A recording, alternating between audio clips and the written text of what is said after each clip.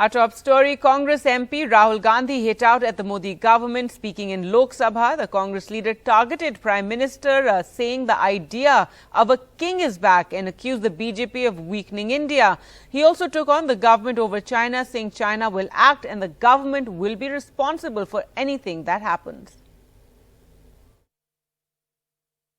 दो हिंदुस्तान बन रहे हैं, एक अमीरों का हिंदुस्तान और दूसरा गरीबों का हिंदुस्तान। इस पिछले साल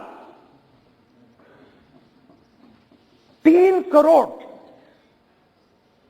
युवा रोजगार खोए हैं। एक व्यक्ति को, नाम नहीं लूंगा, एक व्यक्ति को हिंदुस्तान के सब पोर्ट्स, ब्रांड का नाम अडानी ब्रांड है वो, ब्रांड, हिंदुस्तान के सब पोर्ट्स, हिंदुस्तान के सब airport, power, transmission, mining, green energy, gas distribution, edible oil, जो भी हिंदुस्तान में होता है उधर अदानी जी दिखाई देते हैं। The farmers can sit for 1 year. They can sit for 1 year outside in corona. They can die. Doesn't matter. The king does not agree. आपने असंगठित सेक्टर को खत्म कर दिया. The Chinese have a very clear vision of what they want to do. Do not underestimate it. You have brought Pakistan and China together, and this is the single biggest crime that you could commit against the people of India. The Chinese will act. Remember what I'm saying, and remember that you will be responsible for anything that happens.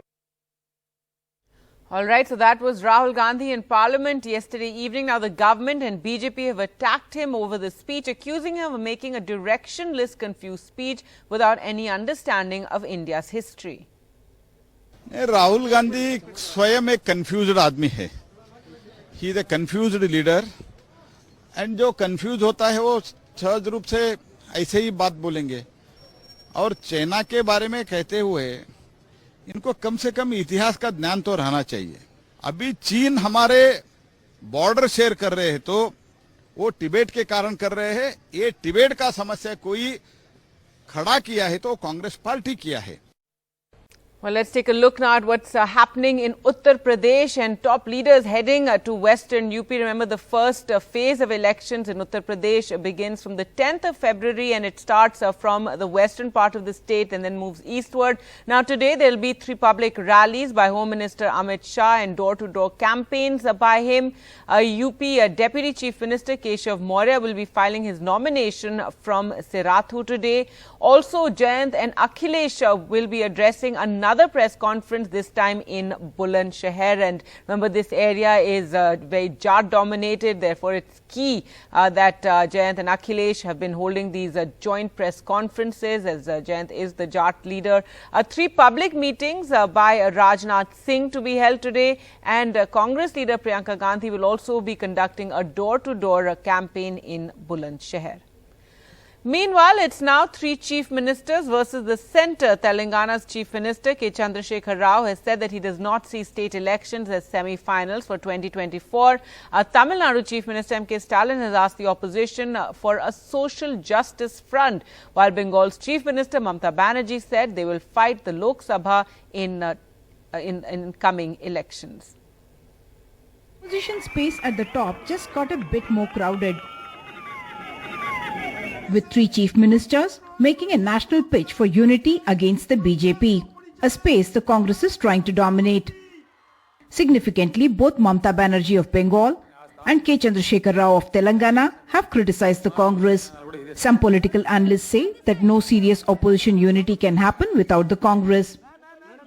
और ये दोनों national party जो कहलाते हैं अपने आप को कांग्रेस और भाजपा, दोनों में भी फेल हो गया. Attar flop government. इस भाजपा सरकार को उखाड़ के बंगाल खाड़ी में फेंक देना चाहिए. तब तक ये देश आगे नहीं बढ़ेगा. আমার তো দুঃখ যে কংগ্রেস পার্টিটা মেঘালয় বিজেপির হয়ে ভোট করে দেয়। আমরা চেয়েছিলাম যারা বিজেপি বিরোধী ফ্রন্ট তারা একটা জায়গায় আসুক, কিন্তু যদি কেউ না শোনে, অহংকার নিয়ে বসে থাকে, তাহলে মনে রাখবেন সেখানে আমায় পথ দেখায় কবিগুরু রবীন্দ্রনাথ ঠাকুর, যদি তোর ডাক শুনে কেউ না আসে তবে একলা চলো রে।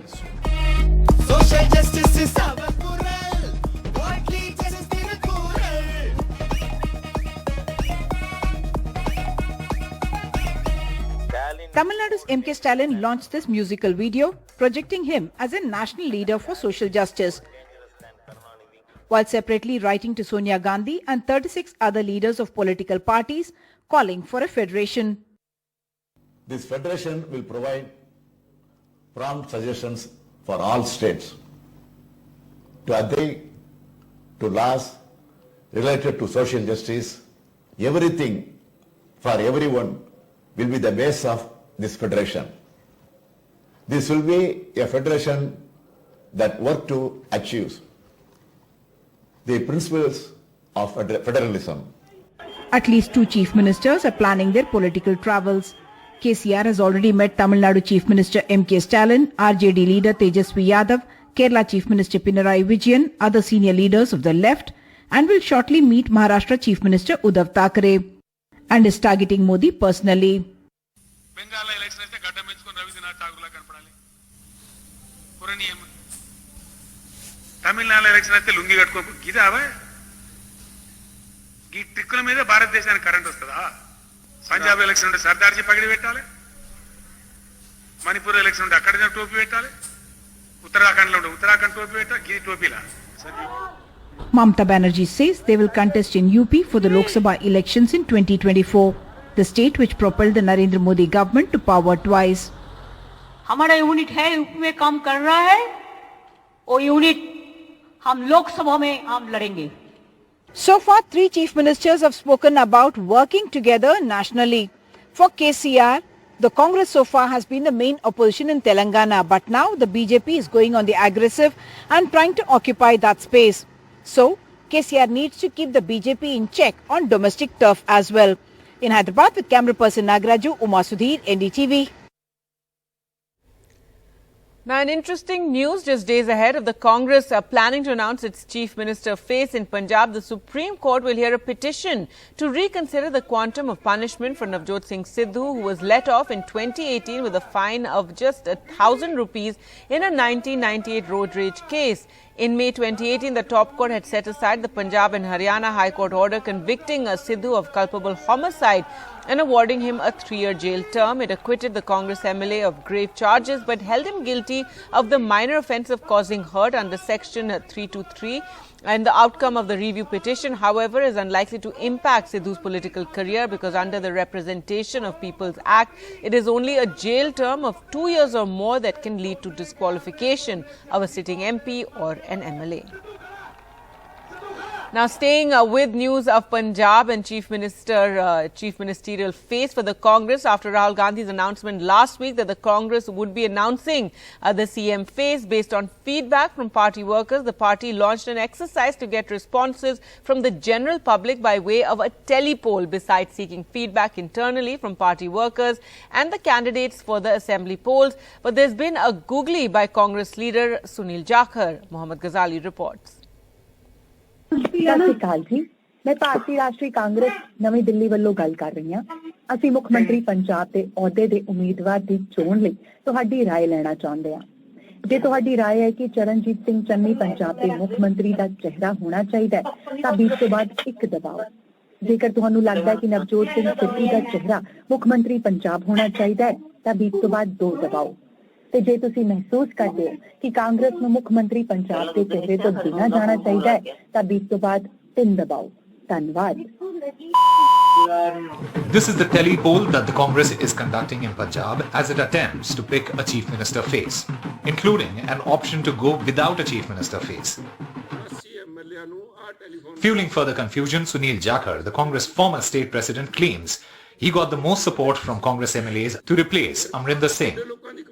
42 ਵੋਟਾਂ ਸੁਨੀਲ ਨੂੰ ਪਈਆਂ, 16 ਵੋਟਾਂ ਸੁਖਜਿੰਦਰ ਰੰਧਾਵੇ ਨੂੰ ਪਈਆਂ, 12 ਵੋਟਾਂ ਪਈਆਂ ਮਹਾਰਾਣੀ ਪ੍ਰਨੀਤ ਕੌਰ ਨੂੰ, 6 ਵੋਟਾਂ ਪਈਆਂ ਨਵਜੋਤ ਸਿੰਘ ਸਿੱਧੂ ਨੂੰ, 2 ਵੋਟਾਂ ਪਈਆਂ ਚੰਨੀ ਨੂੰ।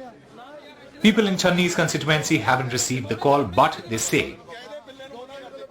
ਕਿਹਦਾ ਨਾਮ ਸੁਜੈਸਟ ਕਰੋਗੇ, ਕਿਹਨੂੰ ਕਹੋਗੇ ਕਿ ਚੀਫ ਮਿਨਿਸਟਰ ਬਿਹਤਰ ਚੀਫ ਮਿਨਿਸਟਰ ਹੋਊਗਾ?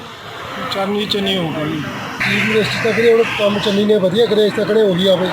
Even I've received the call from Congress's digital team looking for CM face weeks ahead of polls.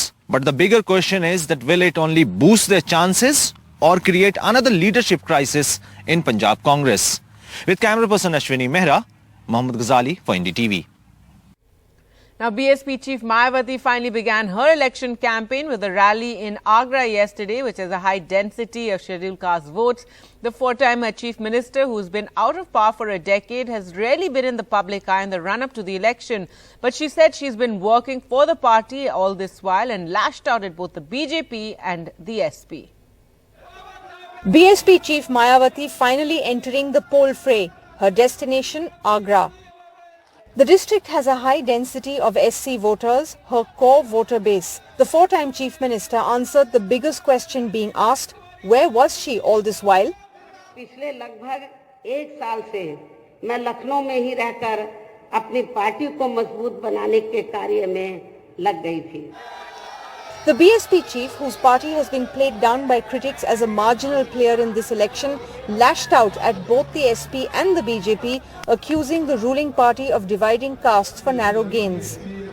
Bhajpa सरकार की भी नीतियां व कार्यशैली अधिकांश यहाँ जातिवादी, पूंजीवादी एवं आरएसएस के संकीर्ण एजेंडे को ही लागू करने पर टिकी रही हैं।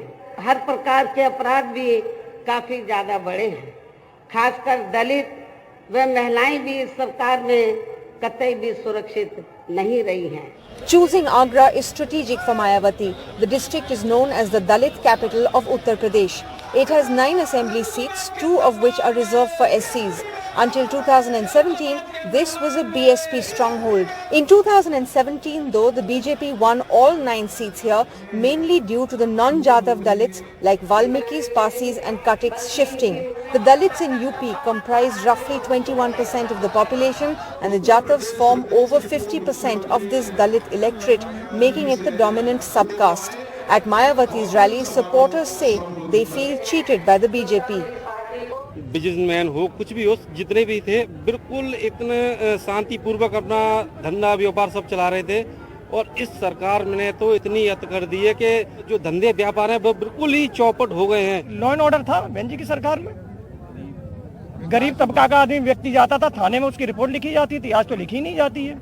The BJP too is reaching out to the voter base it breached by fielding former Uttarakhand Governor Baby Rani Maurya, who hails from the Jatav community. She feels voters still trust the BJP. BJP से ज्यादा महिलाओं के लिए कोई कार्य नहीं कर रहा, सबसे ज्यादा सम्मान और उनके उत्थान के लिए हमारे यशस्वी प्रधानमंत्री जी और मुख्यमंत्री जी कार्य कर रहे हैं। Campaigning for West UP is on in full swing, with Amit Shah, Yogi Adityanath, Akhilesh and Jayant's door-to-door campaigns. Mayawati too will be in Ghaziabad on Thursday in the hope that people have not written her party off by assuming Uttar Pradesh to be a bipolar contest between the BJP and the SP. BSP is the last party in terms of its top leadership hitting the ground for election campaigning. But it has tried to make a strong pitch today to its core vote bank in order to get hold of its bastion again. From Agra with camera person Prem Singh, this is Sukirti Dwivedi for NDTV. Time for us to slip into a short break. Coming up on the other side, an interview with a teenage boy from Arunachal Pradesh who spent 200 hours in the custody of the China's People's Liberation Army.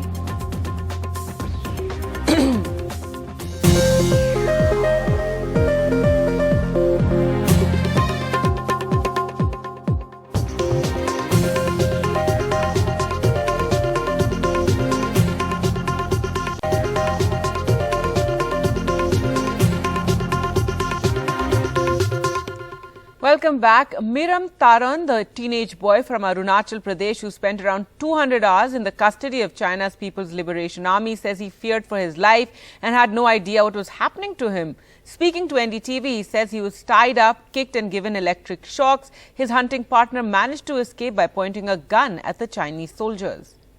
A 17-year-old, he's in that blue jacket over there. He was captured by the Chinese army for several days. He was tortured, beaten, electrocuted.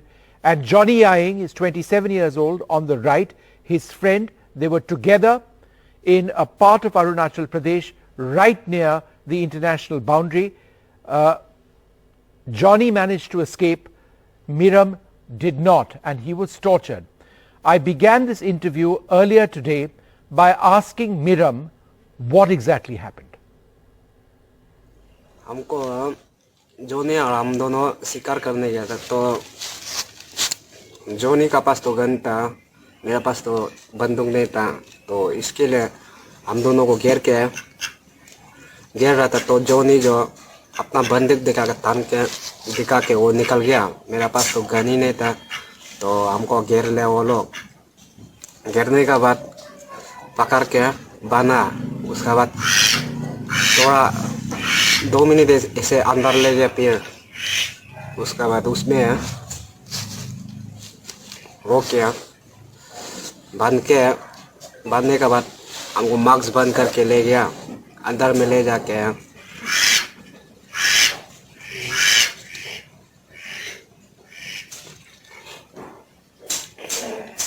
Camp तक ले गया। Camp तक जाने के लिए शायद मेरे ख्याल से 15 मिनट ऐसा कुछ लगा। तो कैंप में ले जाने के बाद हमको एक लकड़ी में एक पोस्ट था शायद वो लोग का घर खंडर पे, तो उसमें हमको बांध के रखा। बांधने के बाद हमको कुछ बात कर रहा था, वो हमको समझ में नहीं आया। वो लोग कौन सा लैंग्वेज, वो लोग का चाइनीज लैंग्वेज ही था, हमको समझ में नहीं आ रहा था। हम तो ऐसे ही बैठ रहा था चुपचाप, डर लग के रो भी नहीं पा रहा था, डर का मारे पूरा काँप रहा था बहुत ही। हम बात करने क्या बोलने के बाद एक लात मारा, एक 2-3 लात मारा, और एक इलेक्ट्रिक स्टाइल का एक होता है वहाँ से हमको दिया 2 टाइम। उसका बाद हमको बहुत ठंडा लग रहा था, ठंडा का साथ बहुत डर लग रहा था, काँप रहा था मेरा बॉडी पूरा। तो मेरा बुका वाला स्लीपिंग बैग और ब्लेजर से हमको पोल करके मेरा ऊपर डाला। Well, I asked Johnny, who is there in that red jacket, how he escaped. Here's what he said. मैं अपना बंदूक दिखा के भाग गया, हमको भी घेर लिया था। मैंने बंदूक उनका तरफ तान के भाग के निकला। And the big question in this area, which is very close to a place called Tuting and Bissing actually, why have they gone? That's a question which I try to get an answer to. हम लोग अपना festival के लिए वहाँ शिमला की तरफ शिकार करने गया था। उस समय वहाँ चलते चलते शाम हो गया था। शाम का 6:30 बजे करीब हम लोग को चाइनीज़ का पीएलए ने घेर लिया था। तो वहाँ से मैंने जैसे तैसे भाग के निकल के आ गया और गांव में आके सब अपना इनका पिताजी उन सबको कवर दिया है। All right, so Johnny pointing the gun over there at some of those Chinese soldiers and escaping. But I asked Miram when he knew or whether he knew at all after his capture for several days that he was going to be released. हमको तो कुछ पता ही नहीं था। हमको India वापस चढ़ने जा रहा है और इंडिया वाले ऐसे डिमांड कुछ कर रहे हैं वापस छोड़ो, ऐसा तो हमको कुछ पता ही नहीं था।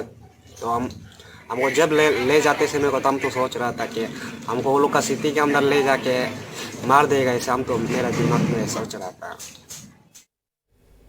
A Chinese soldier involved in the Galwan Valley clash in eastern Ladakh took part in the traditional torch relay of the Beijing Winter Olympics on Wednesday, a move that many would consider a provocation against India. Ki Fabao, a regiment commander for the People's Liberation Army, was among the Chinese soldiers involved in the high-altitude clash, the worst since 1962 war. 20 Indian soldiers were killed in the action in the Galwan clash. Now, a leading U.S. Senator, Jim Risch, a member of the United States Senate Foreign Relations Committee, has in fact condemned Beijing for choosing a Winter Games torchbearer who was part of the military command that attacked India in 2020 and also implementing genocide against the Uyghurs. Senator Risch called China's actions shameful. He tweeted, "It's shameful that Beijing chose a torchbearer for the Olympics 2022 as part of the military command that attacked India in 2020.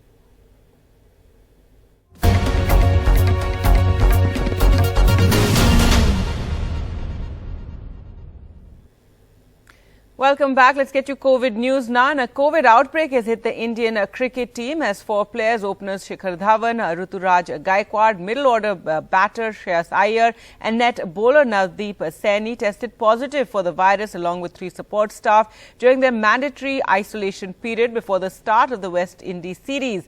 Mayank Agarwal was on Wednesday night added to India's ODI squad for the upcoming series following the virus outbreak. The Indian team assembled in Ahmedabad on 31st of January for the upcoming white ball series against the West Indies and were going through a 3-day isolation period post their break from the South Africa series. The series starts in Ahmedabad on February 6th. And let's take a look at India's overall numbers. And India's COVID positivity rate has dropped below 10%. Cases in the last 24 hours are down by 3.3%, while deaths are up by 45.3%. But that includes a backlog of deaths from Kerala. If we talk about testing is up by 21.9%. And vaccinations have gone down slightly by 8.2%. And as we said, the positivity rate has also come down. Now, a vaccine authorized in December for use in India, Corbevax, may help solve one of the most challenging problems in global public health: how to supply lower-income countries with a COVID vaccine that's safe, effective and affordable. Corbevax uses old but proven vaccine technology and can be manufactured far more easily than most vaccines right now. Indian vaccine manufacturer Biologically Limited is making this vaccine, and now we're joined by Dr. Peter Hotez, one of the developers of the vaccine, which has been designed in the US and made in India. Thank you so much for joining us, Professor and Dr. Peter Hotez. And first and foremost, before we talk about the vaccine, I want to ask about the US, and it seems the US is going to be past this wave of coronavirus, past the Omicron variant. What is the situation? Well, we don't really know, because what's happened in the United Kingdom, for instance, it started to come down and then it got stuck about halfway down and continues to plateau now. So, we hope that the trajectory goes down as quickly as it went up in the United States. But we won't know till we know, and so next couple of weeks will really let us know. Eventually, this will subside, but I think we have to get ready now for the next wave that will almost surely come over the summer. All right, let's talk about the vaccine now. So tell us about the Corbevax vaccine, which is being produced by Biologically here in India. And how soon can we expect this vaccine, to be used in India? And also tell us how it's a lot cheaper than other vaccines and gives hope to other developing countries. Yes, so this is a vaccine that uses an older technology similar to the recombinant hepatitis B vaccine that's been in use in India and globally for several decades now. So it's produced by microbial fermentation in yeast. It's actually a vegan vaccine, which people find kind of interesting. And we do this because this is the lowest cost vaccine, and yet it works, we think, as well as any of the mRNA or adenovirus vectored vaccines. So we developed this vaccine at our Texas Children's Center for Vaccine Development, which makes global health vaccines. And we've licensed it with no patents or strings attached to 4 vaccine producers so far. Others will follow, to Biologically in India, to Biopharma in Indonesia, and Septa in Bangladesh, and Immunity Bio, which is building capacity in Southern Africa. BioE, of course, is the most advanced of those producers in terms of its track record of making the World Health Organization pre-qualified vaccines. It's an extraordinary organization of scientists and industrialists run by Mahima Datla, and they've now produced 250 million doses and have capacity now for 140 million doses per month to make 1 billion doses. And as of last month, the vaccine was released for emergency use authorization in India. And I think the plan now is for Biological E to work with the World Health Organization to get it either pre-qualified or emergency use listed globally, so it can make a contribution not only for India, for the world. And there's several steps in that. And in the meantime, they're looking at this vaccine not only as a standalone vaccine for 18 and up, that's how the emergency use authorization went in India, but also now there's pediatric trials going on, so as a pediatric vaccine, as well as a booster for vaccines that are not working well against the various variants. It could help, especially some of the Sinovac vaccine, which is not very strong from China, which is not very strong against the variants. This could be a booster or for some of the others. Right. In fact, that's what we heard here in India, that perhaps it would be used as a booster. Now, the priority needs to be that this vaccine needs to be, quickly produced and then shared as well across developing countries if we're to stop another wave. That's absolutely right. And because I think, we've learned now that the Delta variant, of course, arose out of India in the early part of last year, and then Omicron out of Southern Africa. And so Mother Nature is telling us what she has in store for us. That is that the major variants of concern will continue to rise out of low and middle income countries in the Southern Hemisphere and elsewhere.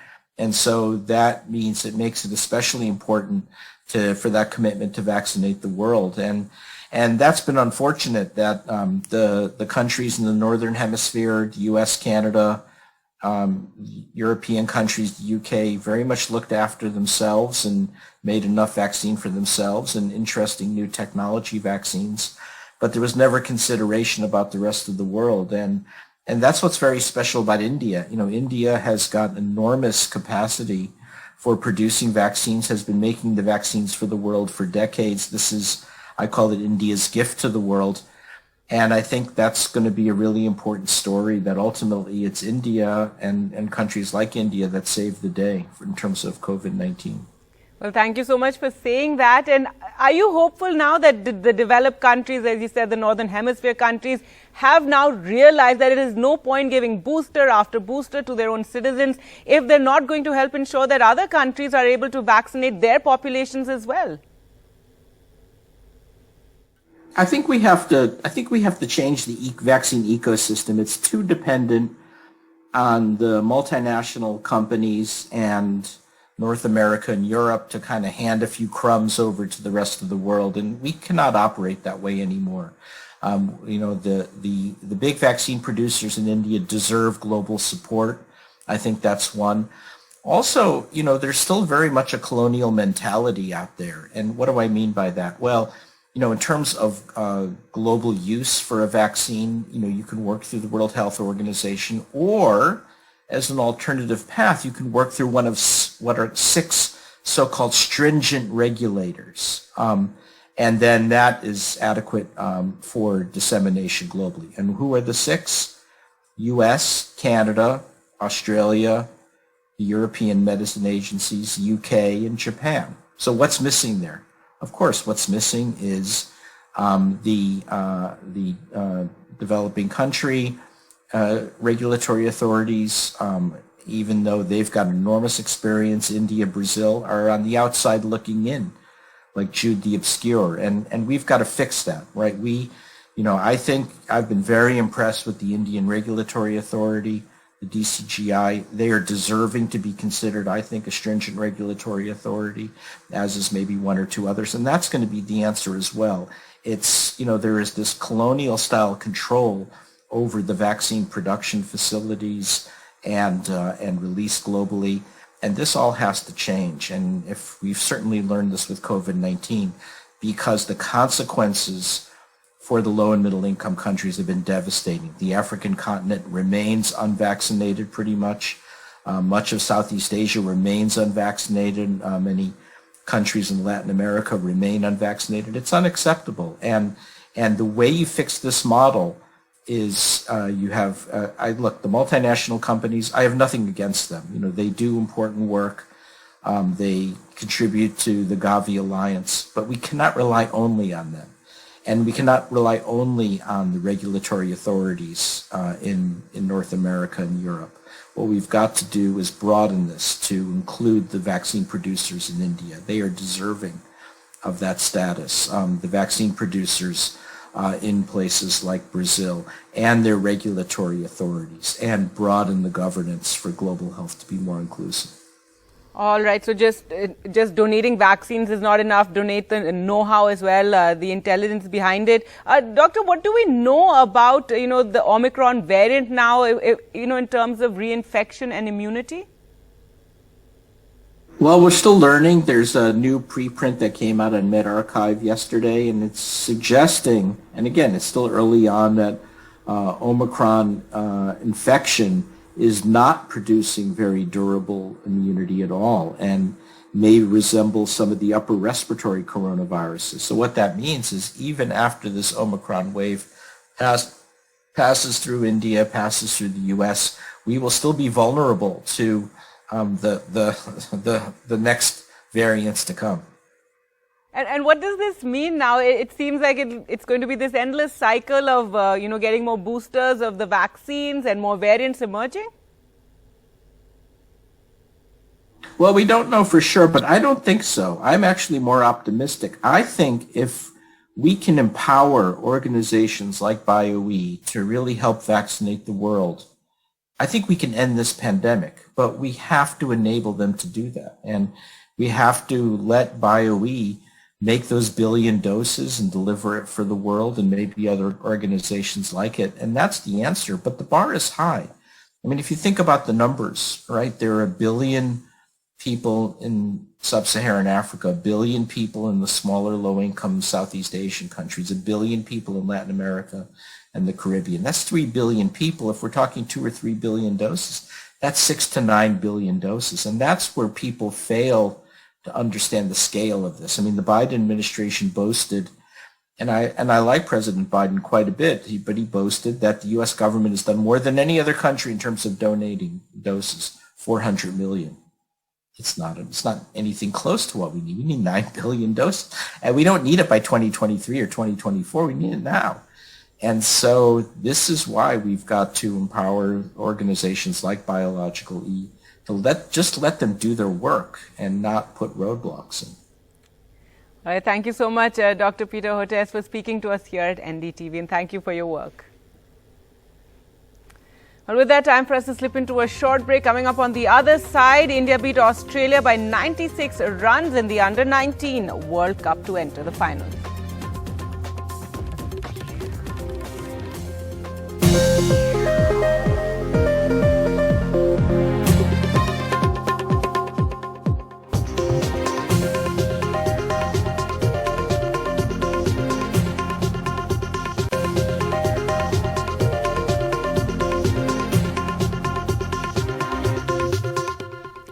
Welcome back. Let's now take a look at cryptocurrencies. And Union Minister Rajiv Chandrasekhar told NDTV that people should avoid putting their money into highly volatile, illegal cryptocurrencies and instead wait for the central bank to issue digital rupee. Finance Minister Nirmala Sitharaman had in her budget speech recognized crypto as an asset that will be taxed at 30%.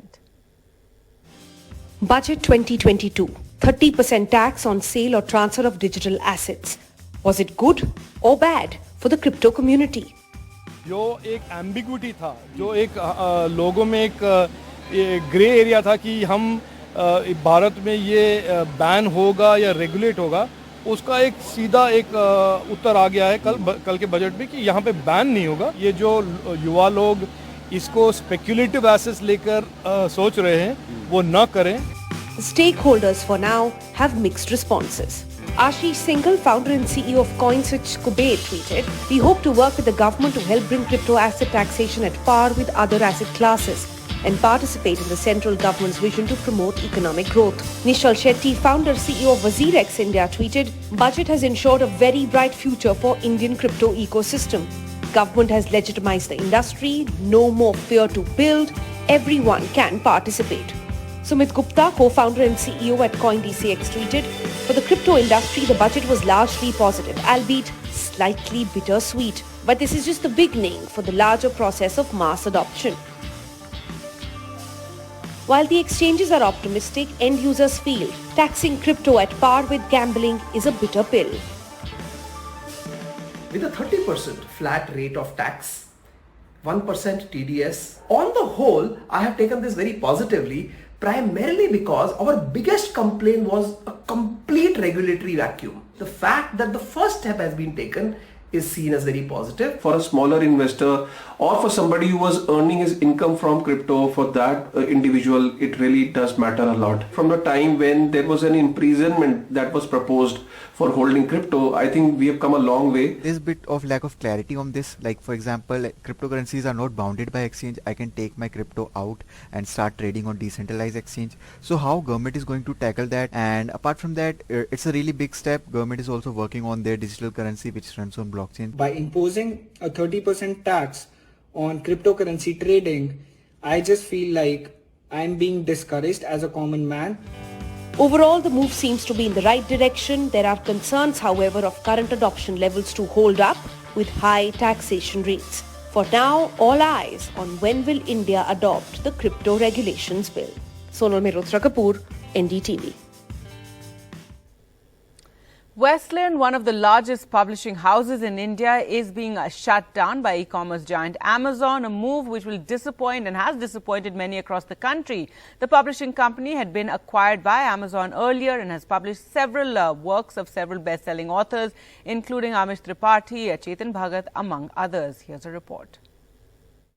Shock and dismay among authors and readers after global retail giant Amazon's sudden announcement that it was shutting down Westland Books, which it acquired 5 years back.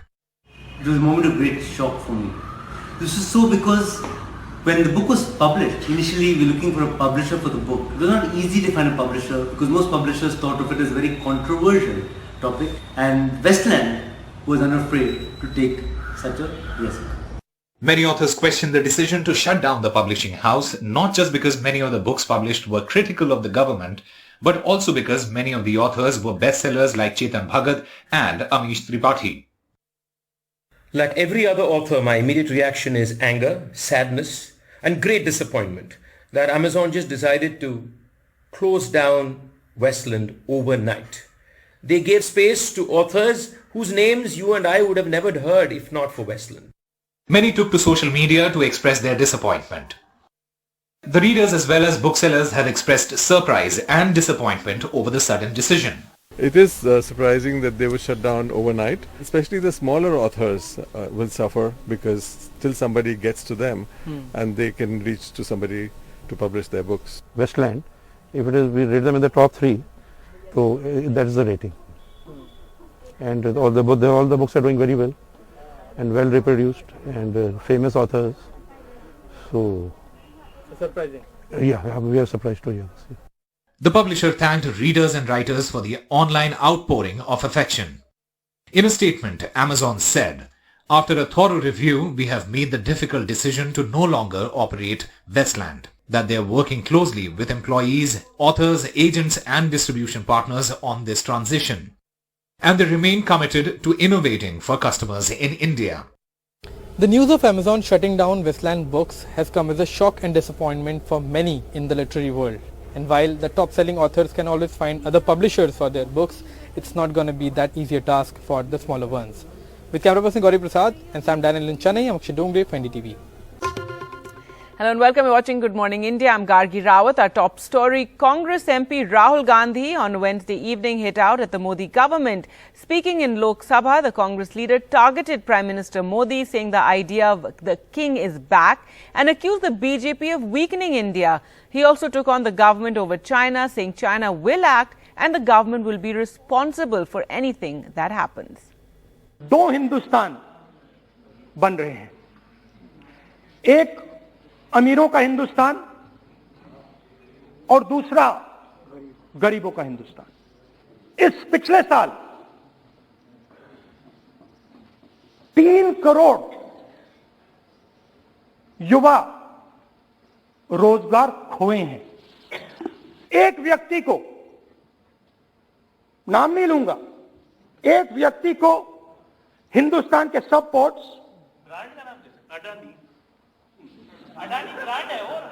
Brand, Hindustan के सब ports, Hindustan के सब airport, power transmission, mining, green energy, gas distribution, edible oil, जो भी हिंदुस्तान में होता है उधर अदानी जी दिखाई देते हैं. The farmers can sit for 1 year. They can sit for 1 year outside in corona. They can die. Doesn't matter. The king does not agree. आपने असंगठित सेक्टर को खत्म कर दिया. The Chinese have a very clear vision of what they want to do. Do not underestimate it. You have brought Pakistan and China together, and this is the single biggest crime that you could commit against the people of India. The Chinese will act. Remember what I'm saying, and remember that you will be responsible for anything that happens. And the government and BJP attacked Rahul Gandhi over his speech, accusing him of making a directionless, confused speech without any understanding of India's history. Minister Kiran Rijiju says Rahul Gandhi wants to destroy the image and heritage of India. Rahul Gandhi स्वयं एक confused आदमी है. He is a confused leader, and जो confused होता है वो सहज रूप से ऐसे ही बात बोलेंगे. और चाइना के बारे में कहते हुए इनको कम से कम इतिहास का ज्ञान तो रहना चाहिए.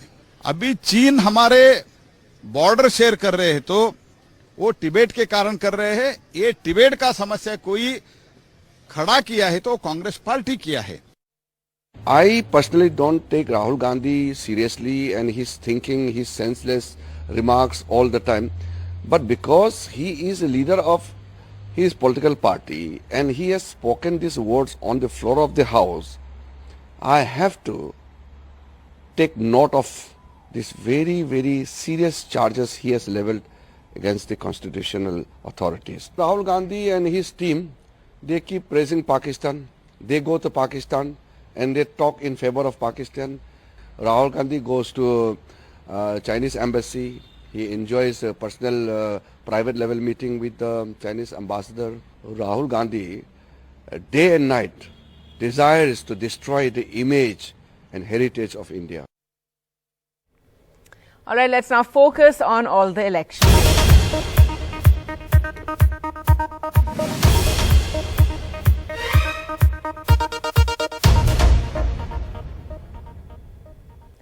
And let's focus first on Uttar Pradesh, where the first phase of elections will take place on the 10th of February in Western UP, and then each phase will move eastwards. So in Battleground UP, Home Minister Amit Shah is there. Remember, he's been addressing gatherings every day. He'll be holding 3 public rallies and a door-to-door campaign by Amit Shah that will be in Anup Shahar, Debai and Loni.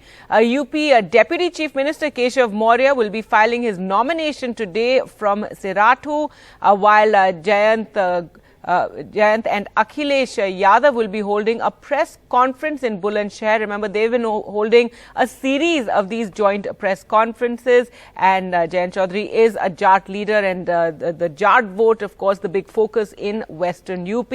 Also, 3 public meetings will be held by Defence Minister Rajnath Singh.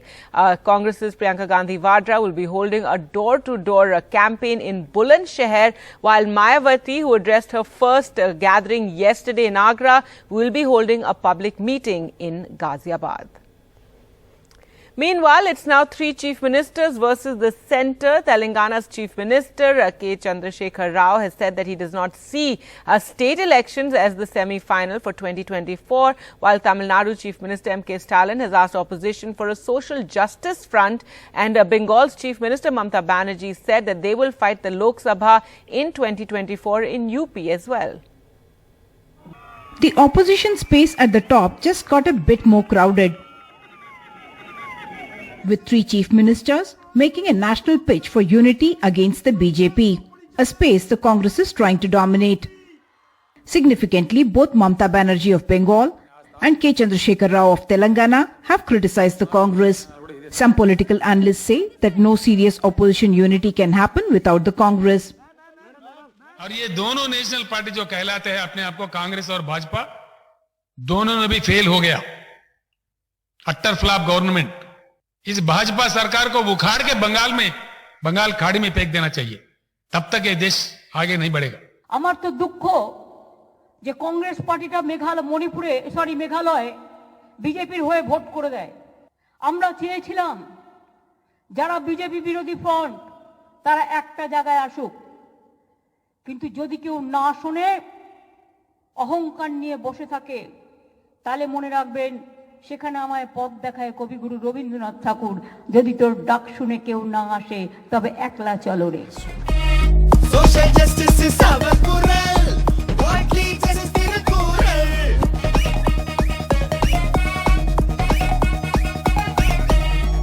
Tamil Nadu's M.K. Stalin launched this musical video projecting him as a national leader for social justice, while separately writing to Sonia Gandhi and 36 other leaders of political parties calling for a federation. This federation will provide prompt suggestions for all states to adhere to laws related to social justice. Everything for everyone will be the base of this federation. This will be a federation that work to achieve the principles of federalism. At least 2 chief ministers are planning their political travels. KCR has already met Tamil Nadu Chief Minister M.K. Stalin, RJD leader Tejasvi Yadav, Kerala Chief Minister Pinarayi Vijayan, other senior leaders of the left, and will shortly meet Maharashtra Chief Minister Uddhav Thackeray, and is targeting Modi personally. Bengal election is the Gadda Menchukon Rabindranath Tagore la kanapadali. Pura niyam. Tamil Nadu election is the lungi kattuko gida ava. Gee tikkula meeda Bharat deshaniki current vastada. Punjab election unte Sardarji pagidi pettali. Manipur election unte akkadina topi pettali. Uttarakhand lo unte Uttarakhand topi pettali. Gee topi la. Mamata Banerjee says they will contest in UP for the Lok Sabha elections in 2024, the state which propelled the Narendra Modi government to power twice. हमारा unit है UP में काम कर रहा है, वो unit हम लोकसभा में हम लड़ेंगे. So far, 3 chief ministers have spoken about working together nationally. For KCR, the Congress so far has been the main opposition in Telangana, but now the BJP is going on the aggressive and trying to occupy that space. So, KCR needs to keep the BJP in check on domestic turf as well. In Hyderabad with camera person Nagaraju, Uma Sudhir, NDTV. Now, BSP chief Mayawati finally began her election campaign with a rally in Agra yesterday, which is a high density of scheduled caste votes. The 4-time chief minister, who's been out of power for a decade, has rarely been in the public eye in the run-up to the elections. But she said she'd been working for the party all this while and lashed out at both the BJP and Samajwadi Party. BSP chief Mayawati finally entering the poll fray. Her destination, Agra. The district has a high density of SC voters, her core voter base. The 4-time chief minister answered the biggest question being asked, where was she all this while?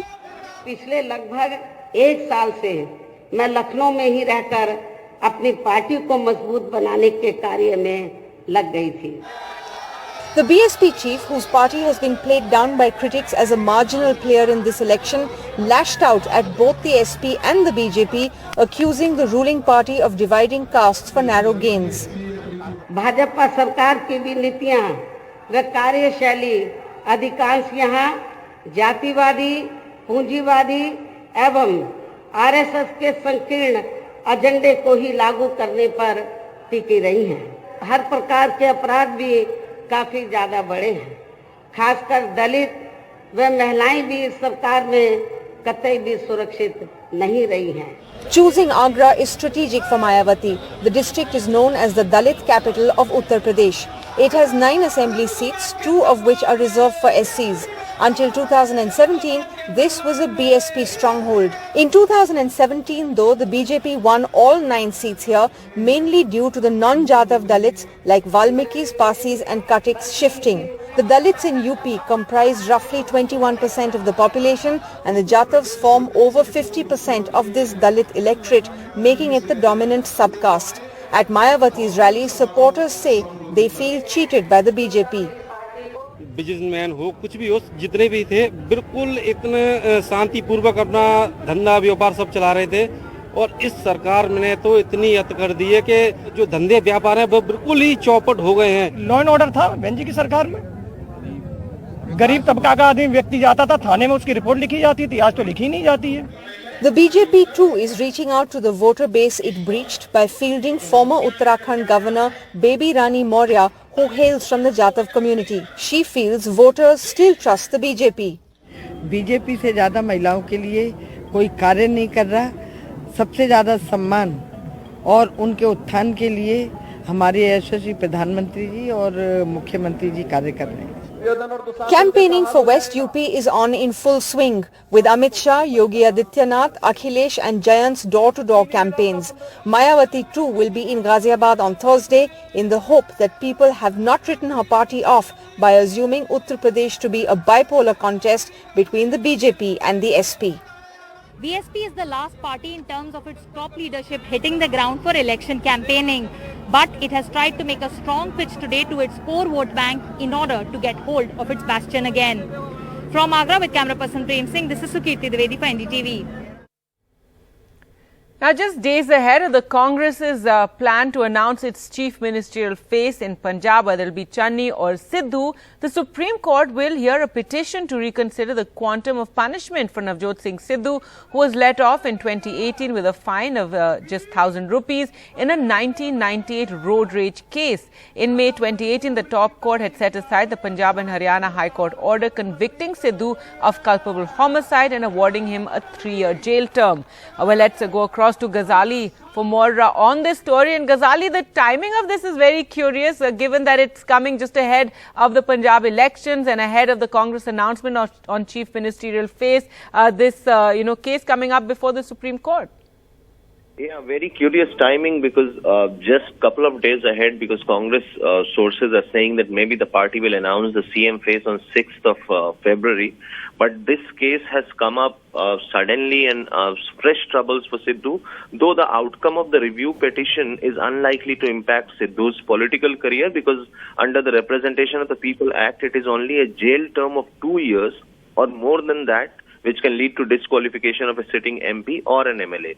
Therefore, even if Sidhu gets the maximum jail term under the current charge, he won't be disqualified from holding his office if he is re-elected as an MLA in the upcoming assembly polls. But if even the punishment is of a jail term immediately, so what will be his fate ahead of polls? Will he be sent to jail?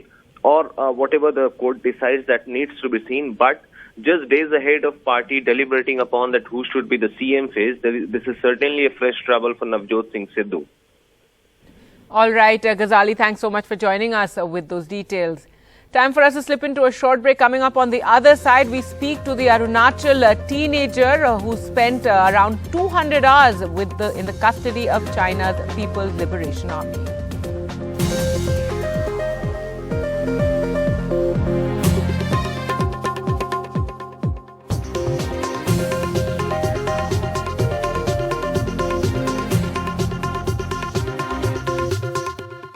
Welcome back. Miram Taron, the teenage boy from Arunachal Pradesh who spent around 200 hours in the custody of China's People's Liberation Army, has said that he feared for his life and had no idea what was happening to him. Speaking to NDTV, he also said he was tied up, kicked and given electric shocks. His hunting partner managed to escape by pointing a gun at the Chinese soldiers.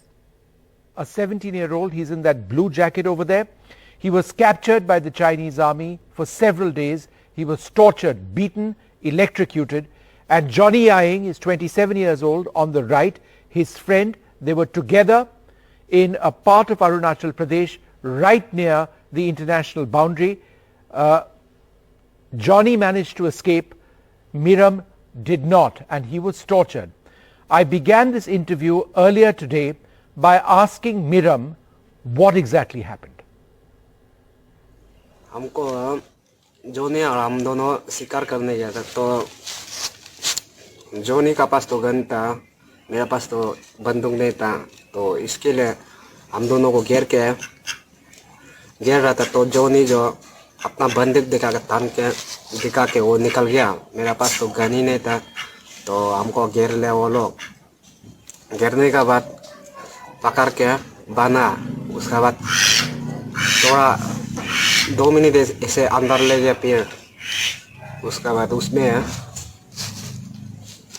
वो क्या बांधने के बाद हमको mask बंद करके ले गया। अंदर में ले जाके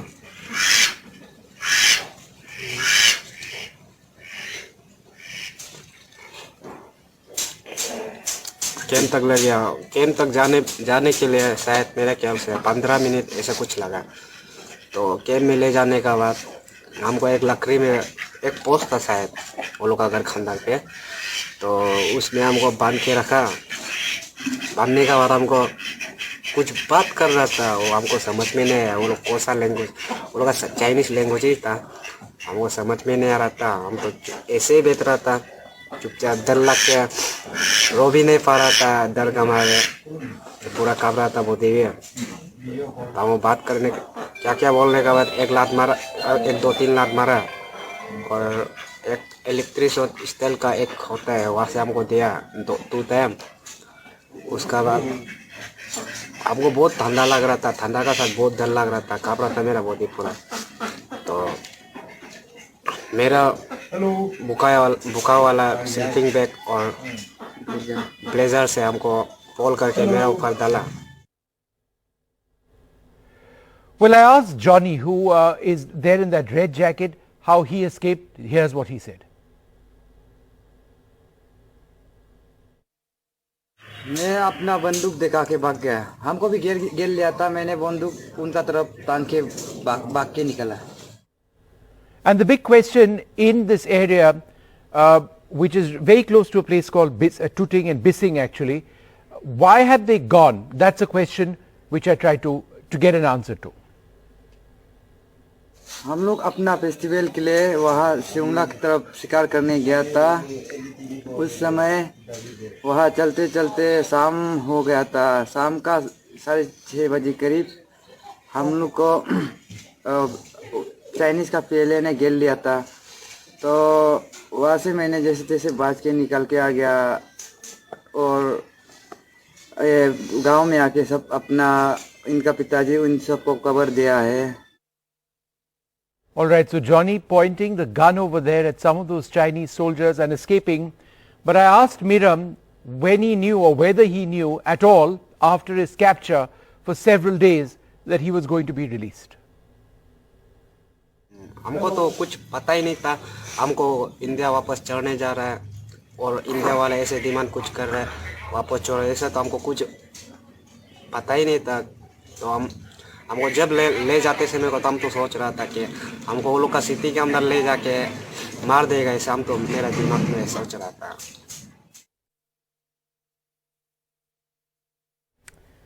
Well, time for us to slip into a short break. Coming up on the other side, we'll get to the latest COVID data that's been released by the Health Ministry. Stay with us.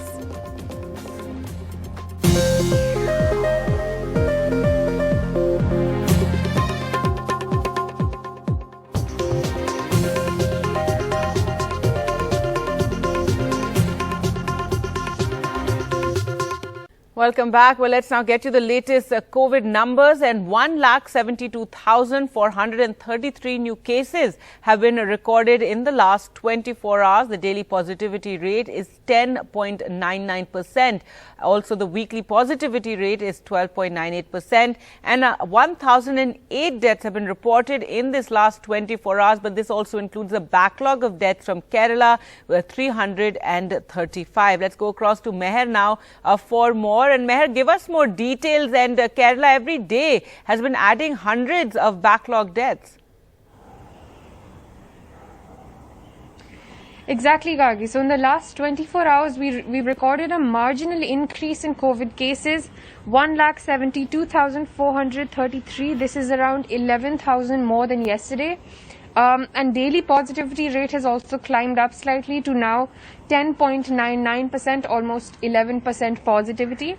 But this is around the same level that it has been for the past week, which was below 15%, around 10%. This is still below the weekly positivity rate, which is 12.98%. So as the ministry has been saying, cases are now plateauing more than falling dramatically like we've seen in previous waves. So they are plateauing. And as you said, Kerala has been recording massive numbers of COVID deaths. These are backlog deaths from previous months that they are now adding to the tally. This is deaths that they've received from COVID compensation claims that they are adding to that official tally. There are some states, of course, that are not adding the deaths that they have got from COVID compensation claims to their official toll. But it does mean that what we've seen so far in Kerala, that their death rate is lower, may not actually be true. They are recording very high death rates now if we kind of go back towards what the pandemic has looked like for them. So we can't be taking the pandemic lightly. Tests have also fallen substantially in the last 24 hours. We've done 15.69 lakh tests in the last 24 hours, an 11% decrease from yesterday. So that is something we need to be keeping track of. All right, Mayor, thanks so much for joining us with that. And let's just focus on Kerala. Since October 2021, Kerala has added nearly 20,000 deaths as backlog COVID deaths, which is around 35% of the total COVID deaths in the state. Kerala was among several states like Maharashtra and Rajasthan that were pulled up by the Supreme Court for receiving appeals for COVID compensation that were far less than the total death counts.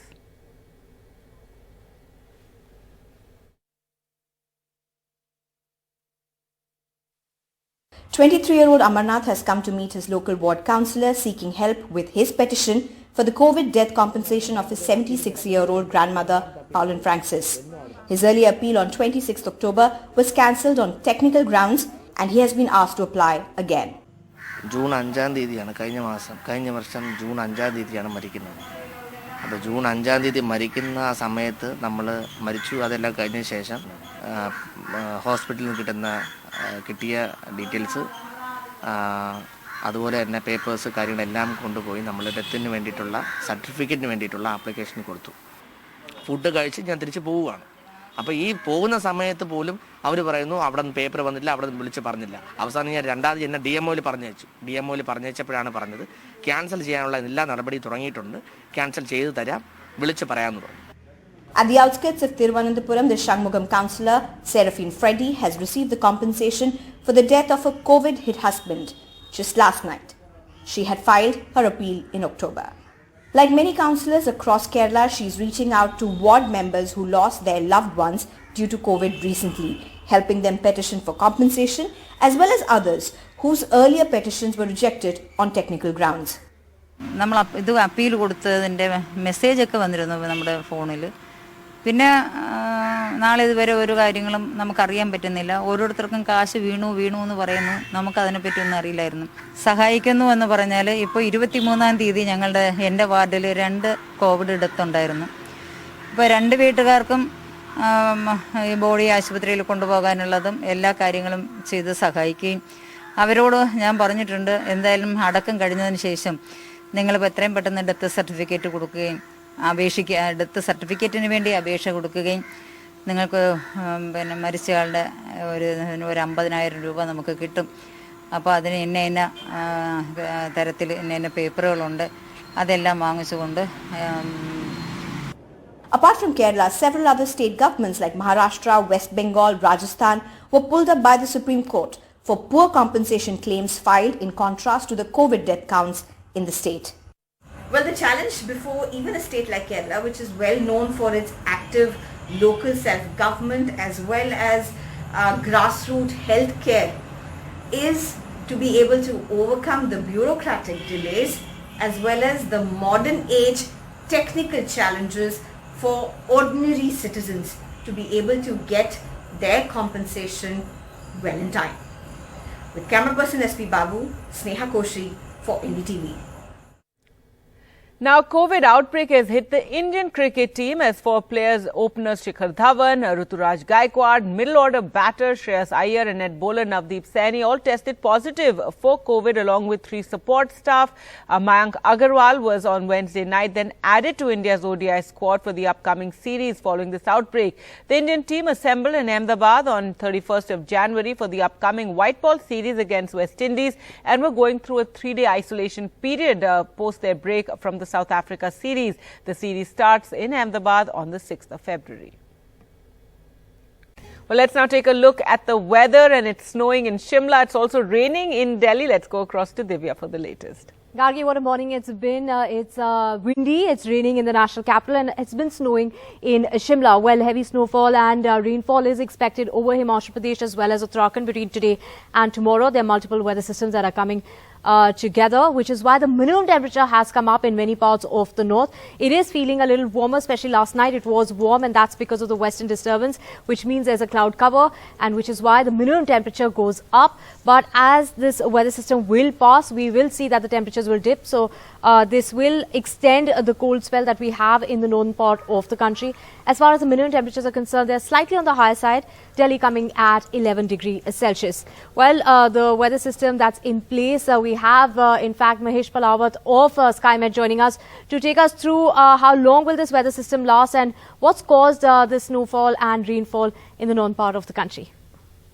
Yeah, Divya, this western disturbance is very strong over western Himalayas now, and it will continue to give heavy snowfall over Jammu Kashmir, Gilgit-Baltistan, Muzaffarabad, Ladakh, Himachal and Uttarakhand until February 4th. And a cyclonic circulation has also formed over northern parts of the place, that is northwest Rajasthan and adjoining area. Moreover, humid winds from Arabian Sea are also feeding moisture over northwest India. So we expect that on and off rain and thunder shower activities will continue over Punjab, Haryana, Delhi, northern parts of Rajasthan and many parts of Uttar Pradesh today. And there are chances of hailstorm activities also over some parts. And by tomorrow afternoon or late afternoon, weather will start clearing up from Delhi and NCR. However, since morning, weather will also start clearing from North Rajasthan, Punjab and Haryana, and it will shift towards eastern parts of the country. And heavy to very heavy rains are expected tomorrow over West Bengal, Bihar, Jharkhand and eastern parts of Uttar Pradesh. Yeah.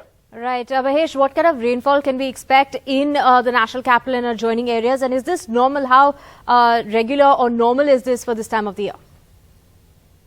This is, we can say, western disturbances are usual in the month of February also. And now rainfall activities may be intense in parts. It will be not a uniform rainfall over entire Delhi and NCR.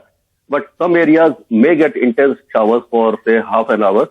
And overall rain intensity may be around 20 to 30 millimeter in some parts. Otherwise, patchy rains will continue. And by tomorrow, rain activities will start diminishing and northerly winds will set in once again from icy cold western Himalayas.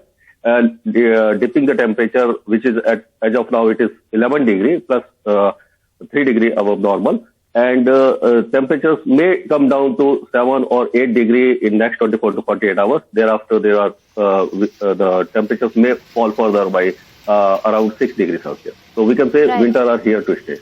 Yeah, that bringing me to my next question exactly. Mahesh, how long is this winter spell going to last? How long before we can say that we need to wrap up our woolens, or whether, the winter spell that we have at the moment, it's been a very cold winter as far as January is concerned. How is February going to pan out?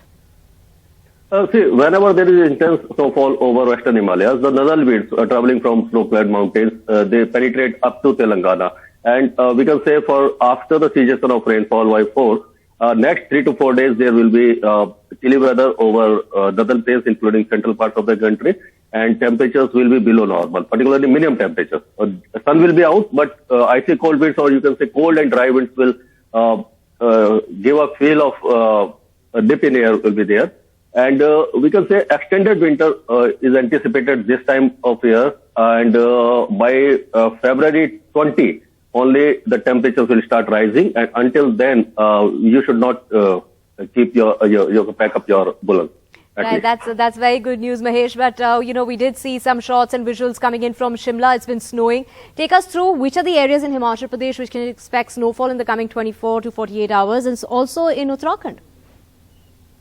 Almost all the hilly destinations, you can say, right from Kullu, Manali, Kufri, the Shimla, all these areas may get snowfall, and Mussoorie, Nainital, upper reaches of Nainital, and Kedarnath, Badrinath.